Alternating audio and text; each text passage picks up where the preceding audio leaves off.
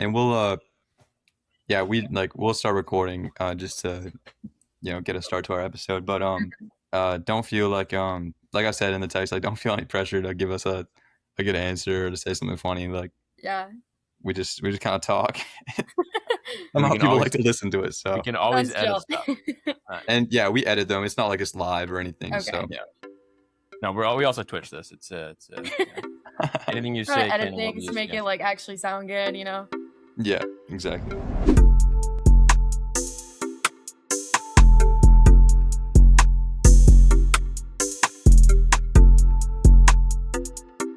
So nice to meet you, Maya. Mia. I'm Luke, by the way. I'm sure you've already nice to meet you, Luke. Met Sam and stuff, but this is super exciting because we've never had anyone on the podcast that we've not actually met know. Before. Yeah, I just said that. Now we gotta actually hear all this stuff for the first time, so it's kind of exciting. Yeah. Cool, crazy. So you did fall 2025 and spring 2026. Yeah. Okay, so you did the year after me and Luke. We did fall 2024, spring 2025. So that's crazy to think about. So you really cool. You were a student with Kai and stuff then? I was, yeah. Okay, so everybody that was from your spring semester that became second semesters, I know them. Okay. Sweet. Yeah. Nice. Yeah. That's so funny to think about. Yeah. How'd you find all the second semesters? Did they do a good job as mentors? No, absolutely terrible. Oh yeah. No, they were great. They were actually amazing. I love them all. Nice. They were amazing examples. I think you have to go to a second semester to really appreciate everything that the second semesters actually did for you during your first semester, because otherwise you totally would have no idea. That's how I felt too when I remember getting there in the fall, and there are these people that are I didn't really know what a second semester was. I guess I just been here longer. Yeah. And then I wanted to be a second semester. I'm oh shoot. I was they did so much that I'd never thought of. I think everyone who has done two has probably had the same experience of not really thinking about it, and then texting all their second semesters thank you for what you did day two of being back. Pretty much. That is funny how that works. Yeah. So what's cool is we got a lot of audience questions, and people are super excited for you to be on the podcast. So sometimes we get a lot, sometimes we don't get any. Sometimes Daniel just makes them up apparently. So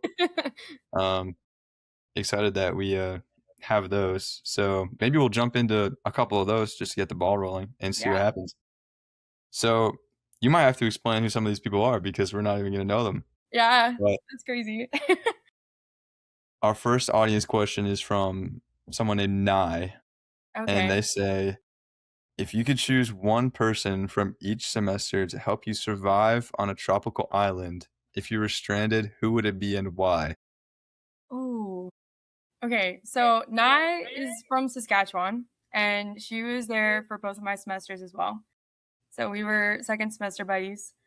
Okay, wait. I'd have to think. Honestly, from first semester, I'd probably say Joe. He's from Wisconsin, and he's in the military and everything now. He did boot camp, everything. So I think I would trust him with kind of a lot of all that sort of stuff. He'd figure it out, I think. And then for my second semester, I don't know, honestly. I feel I don't know if I'd really trust anyone. That sounds terrible. I love them all, but I don't think they would keep me alive. Okay. Great people, but not the survive on the island. No, they're done in 2 days. Okay, 2 days, yeah. All right. Well, I hope they listen to this and all hear that you think they're all kind of 2-dayers. So that's great. M.I.A, she also called you a tiny Mexican. Oh, that's can you give us background on that, because there was a lot of people that mentioned that. Actually, no, that's terrible. Not sure what's up with that. Yeah, I guess it like became like a thing, especially during my second semester, because I am like short, like I'm 5'3" on the dot exactly, and I make sure everyone knows that. And like I'm like half Mexican, and so I'm very proud of that. And so whenever I kind of like walk around, I'm a pretty like loud person, so it's like, oh, the tiny Mexican's like walking around and like sharing all her big ideas and stuff, and so it became kind of a thing, I guess. All right, cool. So you are actually Mexican. Okay. I am a tiny Mexican. It's true. I wasn't sure if those were just like allegations. Or... It's just like some crazy sort of like made up story. So you're half Mexican, and then are you half Canadian? Or... Yeah. Okay. Nice. Okay. Yeah. Whereabouts are you from in Canada? I guess like so I'm from Barrie. You're from Barrie? I'm from Barrie. Yeah. I'm from Huntsville. Do you know where that is? Barrie, y'all? Where's Barrie? Barrie's, it's like an hour north of like Toronto. That's crazy. Yeah. Wow. You know where like Muskoka is? Yeah. Yeah. That's where I'm from. I grew up there. No way. That's crazy. That's funny. Small world. And so our next audience question is from Carly, and she says, Did you ever get the runs when the plague was going around? Oh, okay. Answer that as you want. Carly's from my second semester. She actually is engaged and getting married in August. So that's very exciting for her. The week before our mission trip, during second semester, so we're getting ready to go to NALE and everything. Everyone's super excited. And then a bunch of people got like super, super sick. Like it was I swear every semester gets at least 3 of those plagues. It's terrible. Yeah. Like we had, I think, at least 10 people that were totally just like out of it. Like it was like throwing up, diarrhea, like everything. Like one of the girls from my semester threw up 31 times in one night. She went to the hospital. It was like absolutely terrible. 31 times. Yeah. It was like they were dropping like flies. Did you guys get the announcements from Roberto about hand washing? We had so many of those in our all the time. Like every single meal. Every dinner time is Roberto. Guys, wash your hands. Yep. Every single meal was wash your hands during classes. Are you guys making sure you're washing your hands? Like every single. That's crazy. Yeah, we had nothing. Like semester... it was like everyone's still getting sick anyway. Yeah, exactly. It's just 30 people living in a box. It's like it's just gonna happen. Yeah. It got to a point though that we started like almost like quarantining the sick people. We had that too. Wait, did you have the different table outside? Yeah, exactly. They had to sit outside by themselves, and then a bunch of the girls got sick kind of at the same time. So they all like had to like stay in like the esquina and sleep there, like for like 3 or 4 days, because it was like no one wanted them near any of their roommates or anything because they were just getting everyone sick. That's crazy. Terrible. So did you get sick? I say I did not. I think I like the week of I almost got sick. Like, okay, every single person, like all the people that I sat next to in class got sick. All the people I hung out with every single day got super sick, and I somehow didn't. And then mission trip came. I was fine the whole week. And then after the mission trip, I kind of like, I think it was more like exhaustion sickness, where I was just like fighting it off for so long that I was just like exhausted. But I would say I didn't get sick. Carly probably would say otherwise. All right. I found that like when I got sick, I then hated the meal that like I ate before I was sick, like the night before. So then for the rest of the semester, I just hated Aztec soup. Like it was disgusting to me. And everyone was like, it was my hot take that Aztec soup sucked. And everyone loved Aztec soup. I don't know about your semester, but it was like it was a popular meal. It was disgusting to me. I couldn't eat it. That happened to me with like Chick-fil-A sandwiches. I can no longer eat Chick-fil-A sandwiches. That is tough. Yeah, no, I have to get Canadian who's never had Chick-fil-A. I've just heard that it's really good, but it's gas, bro. There's Chick-fil-A in Barrie. That's the first Chick-fil-A I probably went to was in Barrie. Oh, really? Yeah, but I mean, I live in Tennessee now, and so there's a lot of them, but I have to have the grilled nuggets if I want to get anything. I just can't eat it. It's the worst. But yeah, and then she wants us to say you seem more American than Canadian.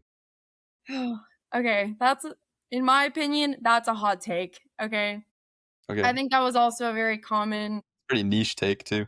Yeah, very common consensus across both semesters that I'm actually a lot more American than I am Canadian. I'm even wearing a California shirt right now. That's terrible. Okay. I am like the least Canadian you'll ever meet. Interesting. Terrible, but I am. I feel about that claim. I don't know. You're talking with a dual citizen and a Canadian, so that's what you're working with here. Yeah. That's funny. And then Julia says, "What's your funniest moment in life?"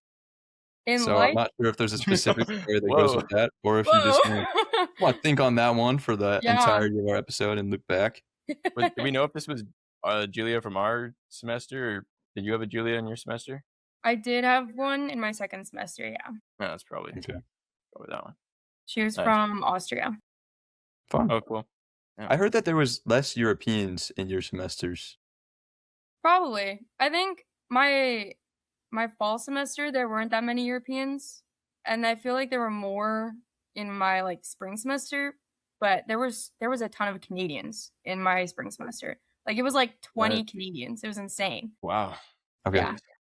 It was like, I think it was relatively evenly split between like it was like, I feel like I want to say it was almost like a third Canadian, third American, third European. There was probably a majority of Canadians, but it was like, it was closer though. Yeah, it was pretty close. It's funny how that works out. Yeah, but it's always like, there's never like there's rarely like a random country, you know? It seems like there's 5 represented and then that's about it. Yeah. Pretty much. Yeah, and you went with Canadians that I worked with before, you know, like Aiden and Bella. Yeah. Yeah, I worked with them in Muskoka before. Okay, that's cool. Friends of mine. And then so if you have a funniest moment in life that you'd like to share, feel free. If you'd like us to move to the next audience question, we can do that too. In life, that's really hard. That is hard. Like, okay, trip down memory lane. Maybe we can move on, and if I think of something, we can come back to that one. Yeah, for sure. Mm-hmm. I think, Sam, should we save the last audience question for a little bit later in the episode? Sure. It can be a filler, because I would kind of want to jump into like who you even are, M.I.A, because like we don't know. So can you tell us a little bit about yourself? I don't know, whatever you want to talk about, maybe childhood a bit, and then see where that goes. Yeah. Okay. So I already told you guys I'm half Canadian, half Mexican. I actually haven't lived in Canada since I was 9. Okay. So you've recently moved back to Canada. Is that what you're saying? Temporarily. Okay. Yeah. Cool. So I've actually lived in 6 countries, I want to say, including Costa Rica. Really? Yeah. So on the list we've got Canada, Mexico, Venezuela, Slovenia, Malta, and now Costa Rica as well. And then in August, I'm moving to the States. So we got 7 countries coming. Cool. That's impressive. Yeah. Yeah. So are you a missionary kid by chance? I am not actually. I get that a lot. My parents are actually international school teachers. But they are like super heavily involved in the church. So it's like kind of like their whole goal pretty much is like, I don't know if you like are familiar a little bit with like the term of like tent makers. No. It's like, it's kind of something. So this is actually something that Paul actually did a lot in the Bible, was where that's what came into my mind. His profession was he was a tent maker, but his like mission, of course, is sharing the gospel and starting churches. And so my parents kind of took that, and obviously they have jobs and they're teachers and work with like schools and students and stuff like that. But their main mission is working with local churches. And so they're super heavily involved in a church. Mom is like super involved with the Sunday school ministry. My dad preaches every once in a while. So it's kind of like whenever like the main pastor guy is like unavailable, my dad kind of like steps in. And so it's like, we're like, and I used to be part of like the worship team, Sunday school stuff as well, youth group ministry, everything as well. Yeah. That's awesome. That's really cool to hear about, actually. Yeah. That's a really unique like opportunity to have. And yes, definitely. That's cool. I've heard a lot about like I work in like a missions like field, I guess. And that's neat to hear about, just like the bivocational ministry that they have. I know that's something I've heard more and more about recently, actually. So that's really special. And so I guess leading up to, I mean, those 6 countries, yeah, obviously, I'm sure that was all over the place, spread out and stuff like that. But how did you land on going to Costa Rica for school? Is that a country you were in previous to being in school for? Or No. like, where were you at before you headed there in August? Yeah, so I actually spent all my high school years in Malta. And so that's the longest I've ever lived in like one place. And yeah, it's a really, really tiny island. So I felt very like island stuck, I guess. And was just like, I need to get out there, go somewhere new. And yeah, I was talking to people that actually like live in Barrie, and they were telling like my family about how one of their daughters was doing a Torchbearers program in Sweden. And I ended up looking into it and thought it was like super cool, and looked at all the different options, and then like totally fell in love with the choice of going to Costa Rica. For like, obviously they have ministry outreach and like the Spanish and stuff like that. And so I was like, oh wow, this is so cool. I would love to do this. And Yeah. I've never been to Costa Rica. Yeah. And so I was like, yeah, let's just do it. And then I signed up for it and I got in, and then I totally didn't check it until I like had to fly there in like 2 days. I was like, oh wow, I'm actually gonna go to Costa Rica. That's crazy. So wait, did you book your flights 2 days before you left? Well, okay, I guess I booked them earlier, but like totally didn't even think about it. So it's like an imaginary thing that was happening later on. No, that's how I felt too when I went. Also super random, and we can edit this out, but what's the name of the person that went to Sweden? Jamie Klink. I worked with her in Did you 2023. actually? We were coworkers. No way. I was like, I know someone from Barrie that went to Sweden. Dude, That's crazy. That's crazy that one of my former friends and coworkers is the one that got you to Costa Rica. It's a small world. wild. It's a really small world. I was like, it could have been Jamie Klink, but there also could have been someone else. I don't know. Yeah. That's crazy. That's unreal. What are the chances? Yeah, Yeah. Do you know Muskoka Bible Center? I do. You heard of Yeah, that? Yeah, I worked there for like 4 years up until this year. that's crazy. And so, No way. that's been my life. So that's crazy. I actually Wow. visited, I don't know if it was last year, maybe 2 years ago. And I was there for like a day or two just to visit some like friends that like are up there for the summers. Yeah, I was probably there. It's like where I grew up. That's funny. It's a small world. Yep. But anyways, so then you went to Costa Rica after 2 days of that. And so did you go from Malta to Costa Rica? No, I guess I actually flew. Okay, getting to Costa Rica was not actually an easy experience at all. I am like, okay, flying, super used to it. Like I do it all the time. It's like a huge part of like my life, right? Like I've been on more planes than I can even count.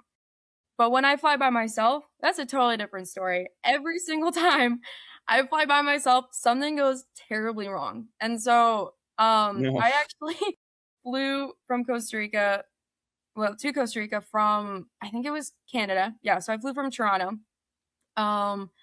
And I had to take like a layover in, I don't even remember where it was. I think it was in New Jersey. And I had like a 6-hour layover there. And then my flight ended up getting delayed, I think like 7 hours. Oh, And Luke, I was Luke has a already, story after this. I was already like, super like, okay, so I was exhausted, right? I had been like traveling all day and everything. My flight got canceled right away because this was when Air Canada was on strike and everything. So I was supposed to arrive on Saturday, got moved to Sunday. So I was supposed to arrive Sunday night.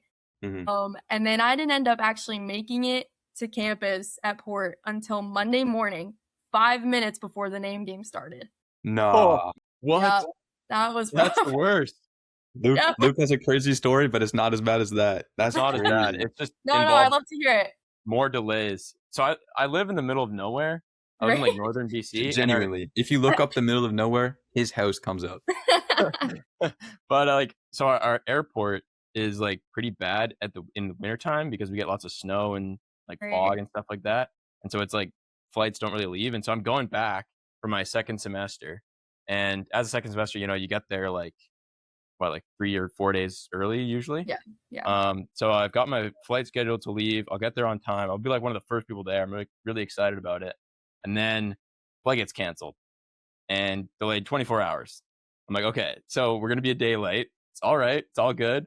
So go to the airport again, and I'm about to board, and they're like, oh, sorry, we got to cancel the flight again because there's too much snow. We'll let you know when you get another flight. And so then it was another 24 hours. So now we're 2 days late. And then I go back the next night, and we finally leave, and I get into Vancouver, and then there's like a bunch of problems with my ticket and stuff like that. And they were like trying to figure that out. So then finally they do figure it out, and I do get on the flight, but it's like a little bit later. And so then I fly into Mexico City, and I get into Mexico City, and I look at my boarding pass, and I realize that they switched it to 13 hours later. I was like, oh crap, because the flight I was supposed to be on leaves in like an hour. I'm like, it's a perfect layover, and I get there in Costa Rica, not too bad. But it's 13 hours, it's at night now. And so I try to like get onto the original flight, and they don't let me. So then I just chill in Mexico City for a long time in the airport. It's a terrible airport, by the way. I would not recommend. It's like there's no windows. It's like a concrete box. And I'm just like a bum, just sleeping on the chairs, and it's not great. But I finally get to Costa Rica at like 3 a.m. John picks me up, and it was right when Kai, the first student, like the first semester, pulled up. So we were in the same shuttle back to That's crazy. campus. But it was just like it was a brutal experience. It was not ideal. Oh man. But yeah, that's rough. That was funny. That. Kai was such a different person for the beginning than he was at the end. But yeah, dude, I met him. Oh my gosh, he wouldn't talk. Like he was a quiet guy for the first like 3 weeks, and like especially at the airport. Yeah. Oh, I mean, dead quiet. Like I ran out of questions to ask him. Like within 30 minutes, I was like. See, I can't believe that because the Kai that I knew was totally different from that. Oh, yeah. Trust me, I was hanging out with him like 2 weeks ago, and I was just like, I was thinking about it. I'm like, this guy is so different than when I met him. But crazy how port changes people. Yeah, it's impressive. It's cool. Yeah. Facts. So actually, your airport story. Sorry, I have another one. Coming back from my second semester. I don't know if this one. I think this one might have been worse actually. But so this one, I flew from Malta all the way over to Costa Rica, and I had to take. I guess I had like a layover in London, and then I stayed a day or two with some cousins that live in Pennsylvania, and then I flew down to Costa Rica, and I had to cancel a flight in there. Lots of layovers, of course, late flights and everything. But I think the worst of all of it was that I somehow managed to accidentally leave the airport in London. Oh no. I'm like getting off my flight in London. I've never been to this airport before. I was in London Heathrow. This is like my first time in this airport. I'm by myself. Also probably a huge airport. It was definitely. But it's worse though because I can't even use the excuse that it's like, oh, I didn't understand the signs or anything. No, everything is in English in London, and I somehow still managed to leave this airport. Like I'm like following the signs, everyone's walking in a straight line to like the baggage claim and connecting flights. And then out of nowhere, this connecting flight sign just disappears. It's just non-existent. But nobody leaves. Like everyone just keeps walking in this line. So I'm like, okay, well, I guess it's got to be this way because no one said anything or moved, nothing. So I keep going. We get to like the security check, but it's like fully just like there's no people there. It's like just like a screen kind of thing, and you scan your passport, and then it like gives you a green check mark or whatever, and you just go through. And I did that, and I got a visa for England for just in case, like an emergency situation. But because I got my visa, it let me through. So I got through, and then I get to the baggage claim, and the only signs that are there are exit. And so I had to figure out how to take the metro to get to the other terminal because now I'm in some random, like, weird place. And it took me, like, it wasn't actually too bad. I think it took me, like, 40 minutes to get to the other side of the airport to, like, figure out where I was. But if I had stayed on that, like, metro line, I would have been downtown London chilling at, like, Big Ben or something. How long was your layover? It was, like, 3 hours. So I was fine. You're fine, but that's not a ton of time too. Like it's not, That'd be a little stressful if you're outside the airport. Like, oh shoot, if I don't get back to the airport. Yeah, that sucks. Holy. Yeah, it was pretty bad. It's okay. I made it in the end. That's good. That's good. That's so you said that it was kind of like almost last minute that you ended up, or that you left for Costa Rica, and you felt like it was all kind of sudden. Yeah. I'd imagine that your like first impressions of the place would be a little bit hectic as well then, hey? Yeah, I think I was definitely not, like, I had no expectations, which I think is like a good and bad thing. Yeah. It's like I had no sort of like set vision of like, this is exactly what Bible school is going to look like. So in that way, I think I was totally open to the idea of how everything was going to turn out like.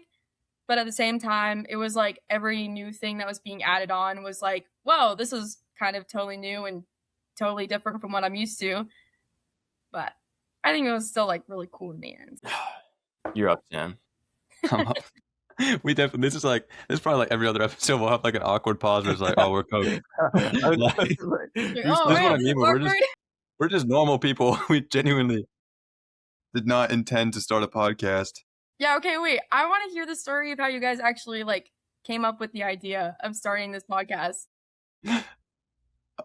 Should I? Yeah, go for it, yeah. So, all right. So we were, man, it was May. It was the end of our semester. You know when you go on that like last depressing event where you like go for a walk that John takes y'all on?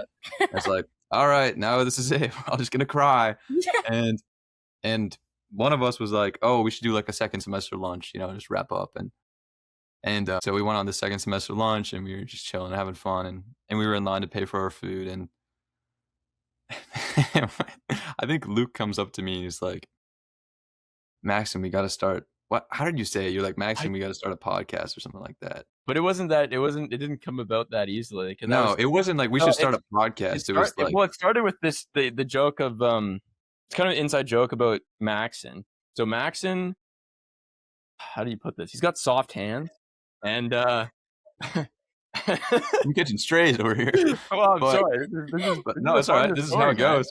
It's how it goes. I have soft hands, and apparently, like whenever other guys would ask me to like rub sunscreen in their back, they were like, "Nah, that's way too soft," or something like that. He touches you really softly, like he kind of caresses you. That's not what my goal was, but it's super uncomfortable. What happened, I guess. It's a terrible experience. You don't want him to put sunscreen on you. This is so hard to explain to someone. It is. This is really random. But basically, it sounds so much worse. Basically, we called him. Did we call you Silky Touch, or was that? I don't know. It was just a phrase. It was just a phrase, but Silky Touch was a phrase about Maxon. And originally, I think I came up to you and I was like, we should do a podcast about you. Wasn't it? It was about Maxon. Yeah, we were going to call it Silky Touch. And that's where it started. And then Peter was also there. And we kind of started talking about how maybe it could be more about just like Port in general. And then we're like, well, we could interview Port students. And yeah, the rest is history, kind of. Yeah. And then I think we got home and like we kind of played around with it, but we did like one episode for fun. And then like we did maybe one or two for like a month, and then didn't really do it for a while. But then like all the people in our semester was like, oh, you got to keep this going. And then like we had other people listening, and it's just like, oh, like there's actually people that want this. So then from there, it just kind of kept growing. So super random. I mean, I don't even know you guys, and I was listening in. So yeah. So I'm curious, how did you first hear about the podcast? Yeah. How did you hear about Tico Time? That's a crazy question that we get to ask people now. I know. I'm excited. I'm really excited. Okay. Actually. I think the first time I heard about it was from, you guys know Elijah and Andrew? So this is what's funny. Elijah, somehow I had like, Elijah was like a friend on Instagram. I think just because of like, we had so many mutual friends, and he posted something about like how sad it was leaving Port. And I was like, I replied to him and I was like, oh, that's so real. Like it's so hard. Right. And then from there on, we just text relatively frequently, and we've called a few times. And so I think somehow people are like, oh, Elijah and Sam are like friends, which we are, but it's just like, we've never met. That's but so crazy. yeah. Yeah. So We know him. Yeah, so they were talking about it one time, and I'm pretty sure John was also like talking about it and just kind of like saying how cool it was that you guys like ended up coming up with an idea of doing like a podcast and interviewing people. And like Andrew and Elijah were sharing about how weird it is that it's like I've never met these dudes, but they've had so many similar experiences to me in the same place, but just like a year apart. And it's like super cool but super weird at the same time. And so then I was like, oh wait, maybe I should just check this out. And then I did, and I was like, wait, this is actually such a cool idea. Okay, sweet. I'm glad you guys found it interesting. You reached out right away and you were like, I want to be on this podcast, or how did that work? How did that happen? You talked to like Michaela, right? No, I talked to EJ actually. You talked to EJ. Okay. Yeah, so I'm pretty sure I like responded to, this was after you did the episode with Isaac. I like responded to some of like the messages and everything, and like I guess because I asked a question for Isaac's episode, and then EJ reached out to me and was like, hey, like you should totally be on the podcast. I can like put in a good word for you. And I was like, actually, that would be so cool. I would love to do that. So yeah, here I am. We had Andrew reach out a long time. This is kind of bad. Andrew reached out a long time ago, and we were like trying to set one up, and then it just never happened, I guess. Andrew, if you're listening, I'm sorry. I'm gonna reach out to you again, and we're gonna get that going. It is kind of bad. Need to do that. He was like way back in the queue, but we just skipped to you, I guess. But then he went somewhere, and he said he couldn't do it for a while. So he said he could book for July. So I gotta talk with him about that. We actually need to work. I like tentatively like message people about this stuff, but I forget. Yeah. So that's funny. So tell us about like your actual port experience. Like, what were your takeaways? Like, what was it like for your expectations? Like challenges, fun parts, takeaways. Yeah, I mean, okay. I think, wow, there's like so much that I could say. I mean, I think the whole entire like overall experience is like, I loved it so much. Like I loved, of course, port and the campus staff, all students, the ministries, just like I think the whole overall like idea of like everything that we did was just so cool. And like I think I don't even know like how to explain, just like I was so like in love with the whole like everything that we did. It's just like so much fun, so amazing and everything. And like it's so weird coming back and then being like, yeah, I just kind of like spent like 8 months in Costa Rica.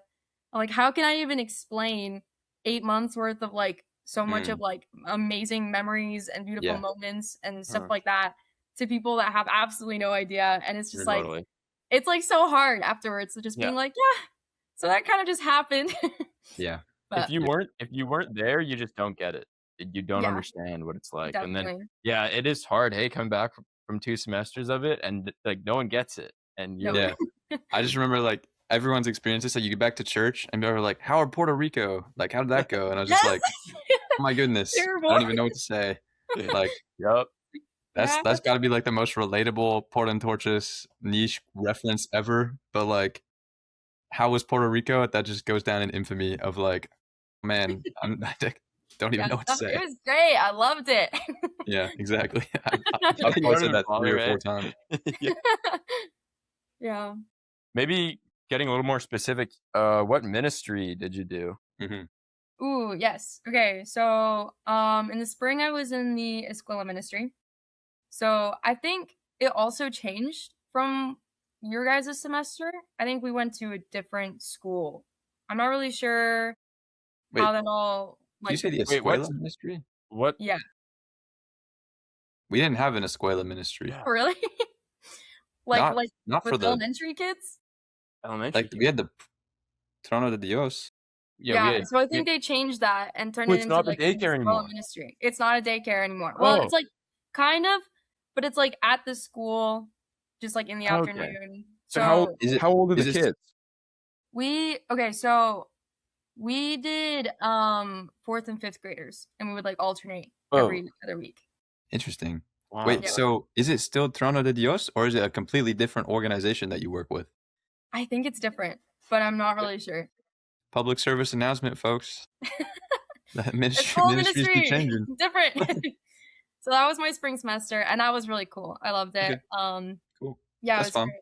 I think definitely it helps that I know Spanish. So I think played a lead role in kind of like helping lead activities and kind of like we did a lot of like skits and stuff like that. And they didn't always turn out great, but I think in that way the kids loved it even more because it's like a bunch of like goofy like adults making all these mistakes and like sounding absolutely terrible and like but they love it. So it works out, you know. And then my first semester I was in the men's rehab.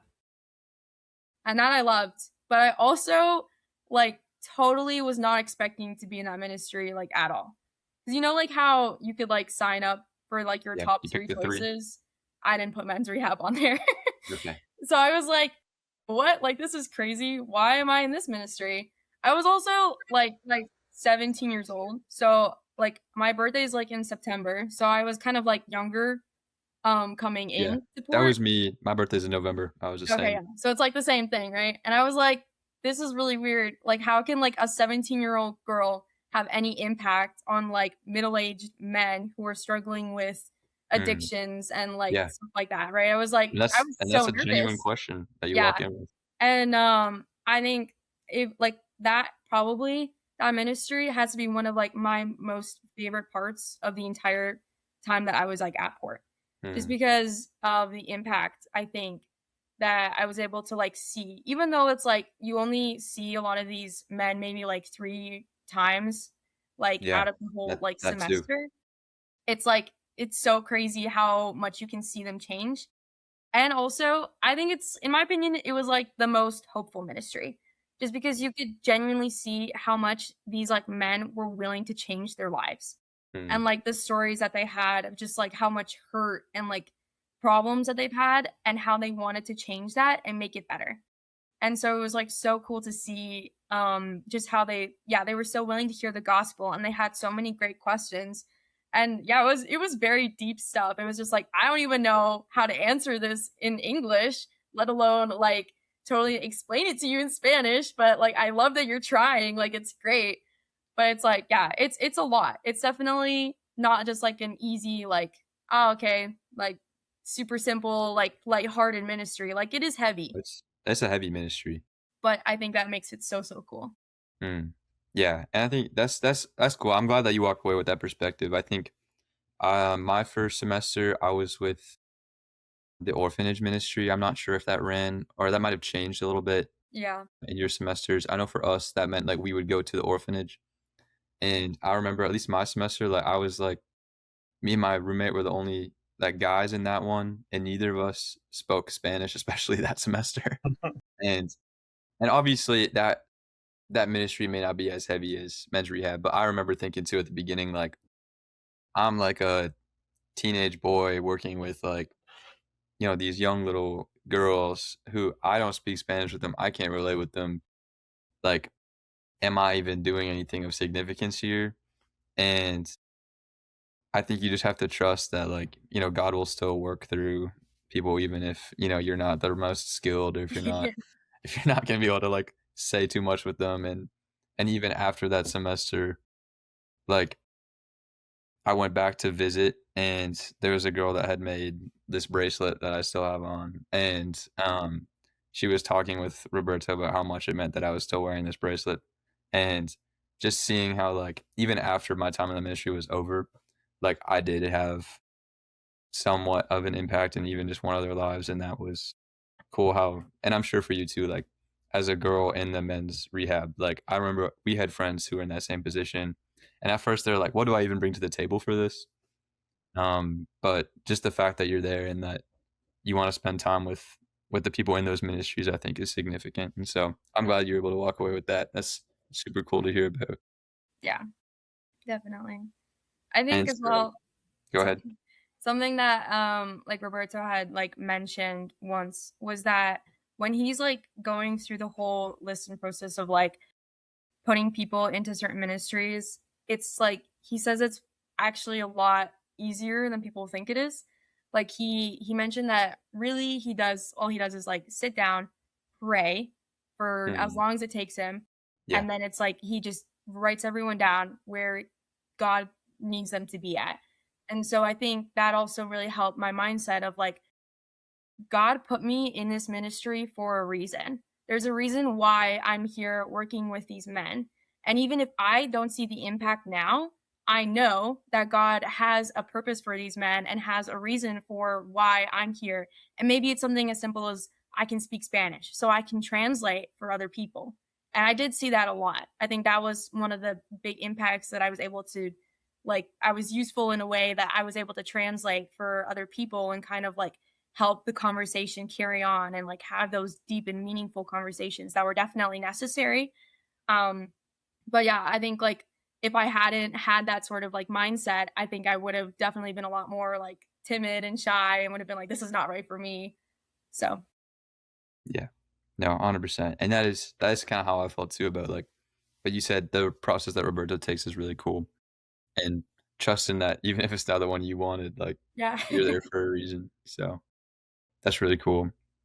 Do you have like I know every semester there's different classes and stuff. Is there a class that stands out the most to you from your time there in either semester? Okay. I think my favorite class was this class on Philemon. I don't Okay. know you guys probably didn't do it. No. Yeah, I was a guest speaker. Joel was his name. Do you know It was what during semester he's from? my fall semester. Yeah, like Philemon's like it's one chapter, right? 21 verses. And so like we read through the whole like thing in like 5 minutes in the first class, and you're kind of just like, okay, well, that's it, right? Why do we have a whole week on this? And then like we get into depth, right? And Joel's actually a marriage counselor. And so he gets like really deep into the psychology behind Philemon, and it was so cool to see because it's kind of touches on like forgiveness and reconciliation. And so I think I really love that class because it was one of the most convicting classes and one of the ones that it's like you can really take everything that you're learning and actually realize where you're falling short and where you need to actually work on reconciliation and forgiving people in your life, because it's like so easy to kind of just like move on and like not forgive people and be like, oh, it's okay, but really it's not. And so I think I learned a lot of different lessons in that class, and it was one of the ones that I was for sure able to take like so much away from. That's really neat to hear. Yeah. Do you think that carried into just like the community side of Port, even where it's like you're living with 37 other young people in a very tight space for a long time? Yeah, you know, and it's like communication is so key, and like being able to handle different relationship dynamics. So yeah, do you think that carried over? Yeah, for sure, 100%. I think especially like coming back as like a second semester, I had like that class in my mind all the time because it was like the first few weeks, I already know how everything's supposed to work here. Like I already have the system like under wraps, and all the new people are still figuring it out. And so a lot of the time in my mind, I'm like, oh my goodness, they're doing everything wrong. But obviously I'm not going to go and tell them like, hey, are you stupid? That doesn't work that way. So it's a lot of just being like patient and like forgiving, and also asking for forgiveness too, because obviously I'm not perfect either. And yeah, I'm not a person that's like very much like brings up conversations and likes to communicate when things are going wrong. And so I think that really helped in a lot of ways, because it's like it is actually important to communicate when things are wrong and like communicate, and because it's like, yeah, it's important for every single relationship, obviously, but yeah. That's really neat.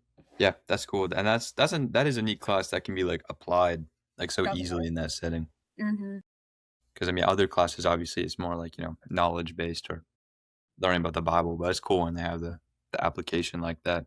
Kind of switching gears a little bit. Do you have any moments that stand out that are just funny to you from either semester, or just moments that was it you that asked one of the questions for Isaac?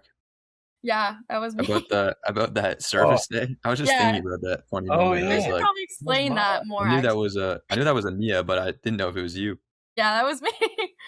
Explain that one to us from your perspective, now that we have you on. Yes. Okay. So that was one of the service days. And you know how there was like going to the tree house, there was like the fish pond and everything, and it had like a second level to it, kind of more off to the side. Yeah. Oh, in the koi pond. Yeah. The koi pond. And so they like drained it out and then assigned, I think there was like 7 of us assigned to like cleaning out all the dirt and the muck and everything from it. And so we're like, it was disgusting because it smells like fish poop and it's like spraying everywhere. And so we are literally covered head to toe in fish poop and mud. Why is and it like spraying? there's like crawfish like hiding in all the corners. Oh yeah. It's like and everyone's barefoot. So it was like, screaming and loud, messy job. Right. And so we're like almost done. We're like getting to like the final little pieces. And they're like shoveling out the mud and the leaves and stuff into this wheelbarrow.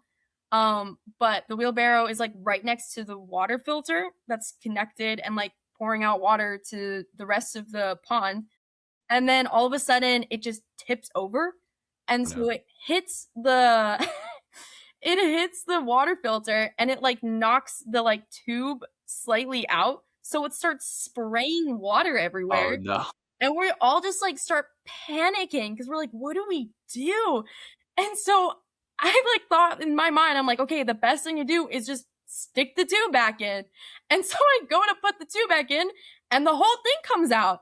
And so now I'm just holding this tube of water that's spraying everywhere, all over everybody, myself, and like 3 other people.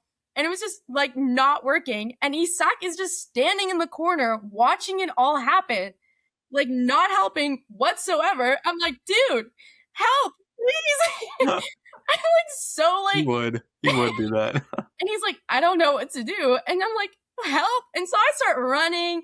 I'm trying to get Ronald or like somebody to like turn off the water. Like he's like, okay, well, and then he just goes and just quickly like turns off the tank, and it's like problem solved. And I'm like, that could have been solved like 15 minutes ago before I started running across campus trying to find everyone. That's funny. And I'm like drenched. So I'm like covered in fish poop and like water. That's so great service. Yeah. Nasty. So our entire second semester, the lake was drained. Really? And every service day, there was a group of us that would have to clean the mud out. You did not want to be in the lake. Yeah. Disgusting. Like, it wasn't all the way drained. It was like mostly drained. So it was like water up to your knees. Yeah, there was like a few feet. And so it's that water and it's mud, and there's the fish are still in it too. So they're just like swimming around in this minimal water, and there's tons of it was disgusting. It smelled so bad. Dude, now that you say that, I remember like every service day, like you'd go, like, and you'd genuinely be with the person next to you, like, I hope it's not me. No, totally. I remember so many times just praying away, and then you'd be so hyped if you weren't in the lake. Like your name hasn't been called yet, and you just know it's gonna happen. You're like, it's my time. You look at everyone, you're just like, this is it. I'm cooked. Like I have to go in. The other worst one is, did you guys have this where the guys would do the grease trap with John? Yeah. Oh yeah, that would suck. That one made me glad that I was a girl. Actually, it's the worst smell. I never had to do grease trap. What? No yeah, of course you wouldn't. Yeah. I maybe the only guy in the history of Port who didn't have to. Maybe I did it once. I forget. Nah, but you would. You would remember if you did the grease. This is what I realized: is John uses it as an extra caminata. I might have to edit this out. No, John uses this as an extra caminata time with guys he hasn't talked with. So I went on a caminata every other week with John. Never got picked. You had the strap. That's smart. I played the system. Smart. No, actually, this is genuinely was like one guy. He was there for both my semesters. He did it 3 times. Ooh. Yeah, it's pretty rough. Maybe that was just John's least favorite student. Troublemaker right there. Edit that out. I will. Name drop. That'd be crazy. Yeah, that's funny. That's cool to hear from your perspective. When we talked about it with Isak, it was funny, but we were like kind of confused. Super confused. Yeah, that makes sense. We're like, pause. So then we still have which audience question did we not read yet? Was it the second one from Carly? It was the fourth one from Carly again. Carly again. She has 2. Do you want to read what she said? Yeah, sure. It says, being dripping wet in our host family in the dark, eating ring pops, and our host walked in on us. Ooh. Dude, what is this? This is like in quotation marks. I don't know if it's like a direct quote. Yeah, this is like I don't know what happened here. You'd have to explain this. So, okay. So Carly and I stayed together at the same host family, and like so this was, I think it might have been like Sunday night or like Monday night. So it was like the first day or two that we were with this like host family. Carly was with her during the inspection trip. I was not. So like I like totally like newbie here. Like, I mean, I speak Spanish, right? So it was like, oh, okay, like nice and everything. Got to talk to her, right? But it rained like the night that whole, like we were out in the rain for like 2 hours, and we were like, great time with everybody, and then we all have to go home. So we go to our houses. But before this, we went to, I don't know if it was at the Panama border. I think we were at the Panama border, and there were these super, super cheap ring pops. And like we were like, okay, obviously we have to get them and enjoy them as like a treat later, especially since she's getting engaged. Like ring pop, like obviously. So we got them, and then we were like, okay, well, we should probably eat our ring pops now before they like melt, because it's like super hot and they're already melting. Yeah. So we get back to like our like host family's house, and we have our own like little separate room, and we were just like dripping wet. The floor is carpet and everything, and we're like, okay, so we should probably like take a shower and get ready and everything. And then her host son like is in the bathroom, so we're like, okay, well now we just have to wait. And he was in there for like 30 minutes to like an hour. And so we're just standing in the dark because we were like waiting and waiting and waiting. We're like, oh, we probably shouldn't. We didn't want to like, I don't know why, but we just were standing in the dark in our room, dripping wet all over the carpet, having our ring pops. And it was just like a really weird random experience. And we're like, all right, well, yeah, I guess this is, just our Naily experience, having our ring pops in the dark, dripping wet, waiting for the bathroom. And then the host, like your host, walked in on you guys? Yeah, she walked in on us. We were making a video too. It was like we've been waiting, and we made a video like making a joke about it, and then she walks in on us making this video, and it's like, Mia, Carly, like I have some snacks for you, and we're just like awkwardly like turning the cameras off and like turning the light on. And she's like, are you guys okay? That looks a little awkward. That's funny. It was really awkward. Oh, that's funny. I feel like the host family experience is just like, it's just amusing sometimes. Like I remember like when we all were at our host families, like all the guys would be sending like funny videos, just depending on where they were. Oh, there was some crazy stuff. Yeah, that was fun though. I remember like me and Naily was a fun experience. I loved that. Did you guys go to the river, where there's like that little like behind your neighborhood, depending on where you were? No, I was in a different area. Yeah. Okay. Unfortunately. Yeah. It was like, I remember for us, yeah, Luke, because you stayed with the family that I was with first time. But we were all in a neighborhood. And this semester there was the student who I was rooming with, he was an older student, and he had to be a driver because John was having his kid. And which is crazy. You got to see Zion. Zion was born at the end of our semester. That's crazy. Anyway, so the guy I was rooming with, he would drop us off. He had it was like a school route. He'd like drop us off for our day, and then he'd pick us up, and we walked around, and because we were like neighbors with some of our other students, so we'd be like, all right, host parents, we're gonna go hang out with our friends outside, and we go and play soccer or something. But me and Kai, we were in the same host family, and we weren't allowed to go out. We asked. Your host parents wouldn't let you go out? Well, we were allowed to go out, but we were allowed to go to the river. We asked if we'd go to the river and go swimming with our friends, and they were like, no, you can't. And we were like, okay, this is kind of awkward because they run a strict household. Oh, they were the best. They were the best. They were really nice host parents ever. They were super nice. I had them on the vision. Funny. But they care about you so much that it was a little bit dangerous. So yeah, that was a no-go. but they were so great. Yeah, funny time. That's great. Sweet. Yeah. And so tell us a little bit, just as we wrap up here. So, I mean, you've lived quite the international life, which is cool to hear about. I've not lived in as many places as you, but I resonate with some of that. And so, so you're in Barrie right now. Tell us a little bit about like what you've been doing since Port, a little bit about your plans, and then we can wrap up here. But curious to hear about where God's got you right now. Yeah, so I'm spending my whole summer pretty much in Barrie working. I'm working at a Mexican restaurant, like right downtown. Nice. So what Mexican restaurant is it? My Spanish, you know. Yeah, basically just here for the summer.